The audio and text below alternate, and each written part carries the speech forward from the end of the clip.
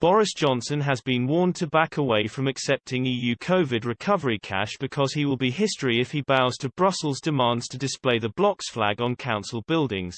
The flag of gold stars on a blue background is required to be displayed around every piece of signage, pavement sticker, or temporary public realm adaptation, funded under the EU scheme, according to government guidance.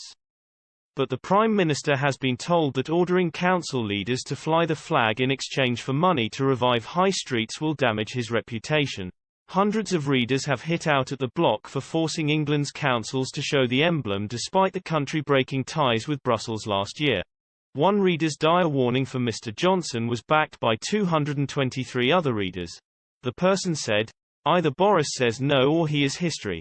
As a sovereign nation we take instructions from no one else under any circumstances, especially a trading group we have left."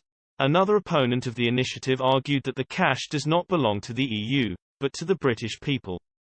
They said, it's not their money. It's what the UK taxpayer has paid in. And yet a third said the EU flag should not be erected at council building, saying it's an insult to see it flying here. A fourth branded it a blatant in-your-face insult if councils are forced to display the flag. Some even questioned if there would be a few cheeky ways around the rule. And one particularly annoyed reader said if Remainers are looking for any more evidence why rejoining the EU would be a disaster for the UK, they should look no further than the scheme. The person said if the EU is using such tactics after Britain has left, it would only bleed this country dry upon rejoining. Another person who described themselves as a staunch supporter of leaving the European Union who does not want to be under their control ever again criticized the scheme. However, they argued that Britain should not be accepting money from the European Union in the first place. Guidance issued to local authorities by the Communities Ministry has said the EU flag must be visibly seen in places where money from the scheme has been used.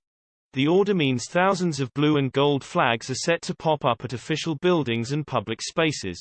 The rule is imposed by Brussels but enforced by Whitehall. Britain chose to accept the requirements when it was given money from the European Regional Development Fund to help with the reopening of its economy. While every council will get some cash injection, Birmingham, which voted leave, has landed over £1 million in funding.